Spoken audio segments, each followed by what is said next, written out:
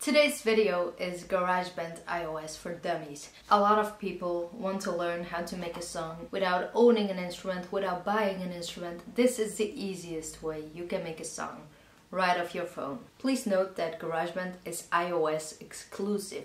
If you would like some DAWs for your Android device, please let me know and I can do a video on that as well. So you're gonna open up GarageBand and you're gonna have an overview of all your songs. To start a new project, you're gonna click the plus sign at the top right. So here it will show you different instruments you can choose from, but we're just gonna go with audio recorder. So after you choose your instrument, immediately click the little plus sign on the top right underneath the settings icon. You see this section A has 8 bars. You wanna click where it says 8 bars and turn on automatic. So the bars are just these little 1, 2, 3, 4, 5 that you see over here. If you leave the default setting on, which is 8 bars, it's not gonna record anything that comes after number 9. It's just gonna loop those 8 bars for you. And that's the default setting. So every time you make a new song, immediately press plus, go to automatic. Okay, so we're just gonna record a little ID. You want to use headphones. You just don't want to record external noise. What you're gonna do next is press the settings icon, choose song settings, and then you have tempo. And my idea is like so we're gonna tap along with that.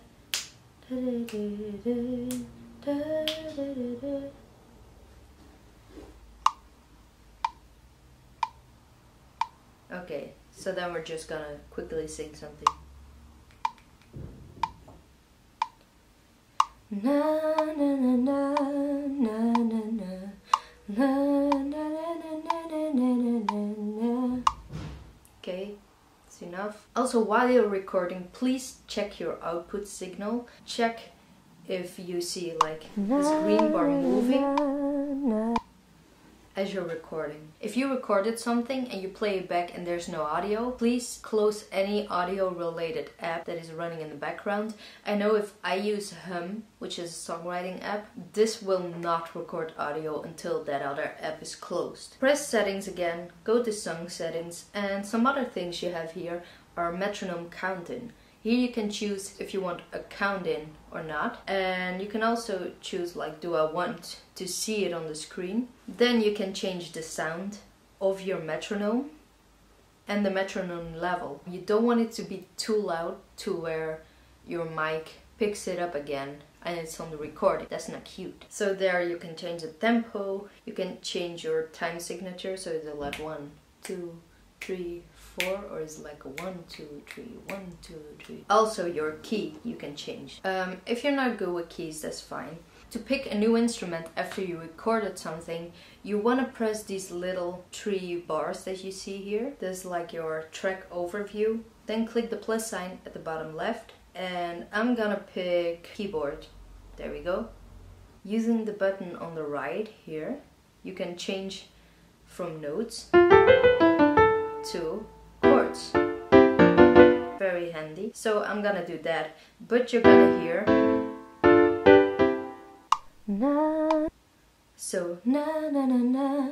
So the first chord I need is dum bum bum, and it's not in here. So the chord I need is bum bum bum. Like a quick, easy way to find the key is to just look at the note. This is G sharp. This might not always work. So we know G sharp. And this is minor because it's like sad. It's not, yay, major, minor. So G sharp, minor. So we're gonna go back to settings, song settings. And here you see it's selected C major, but we need G sharp, minor. G sharp minor, there we go. See, those are the right chords.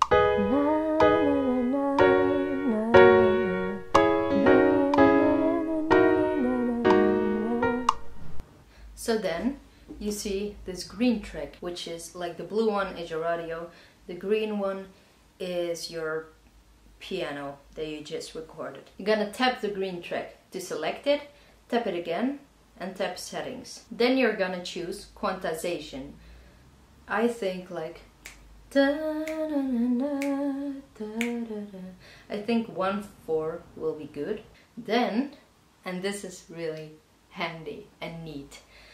Long story short, something went wrong with the screen recording and the audio and videos don't really sync up. So I made a new one. There we go. Okay, so now that we have recorded our track, what you're gonna do is you're gonna tap to select it, tap it again, so the menu pops up, press edit, and bam, you get this whole new interface where every chord is written out. So, let's hear it.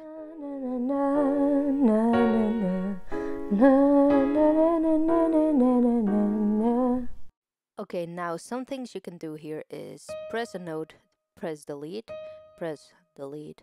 There we go. We're not gonna do that, we're gonna get them back.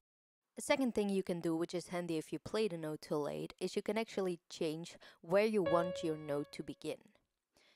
Besides that, you can also change the duration of a certain note. And you can change velocity, which basically means how soft or how strong a note is played. If you press a note and immediately move it up or down, you can change the pitch, which is really handy if you play the wrong note, for example.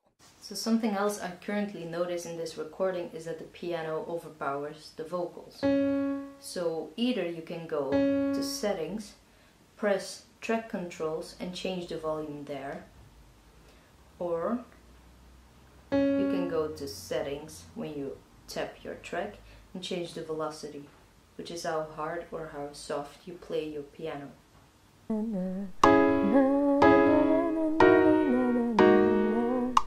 Hear that? Like that sound at the end of my vocals. I'm gonna tap it and I'm gonna drag the side back. Like that. Oh, that's a bit too far. Good. You can also split your track if you want. Then you press split and go down with scissors, and then you can remove the part you don't need. I'm not gonna do that right now. Okay, so that's how you make a very basic recording in GarageBand. I hope you learned something from it, and if you have any suggestions on a future video, please let me know.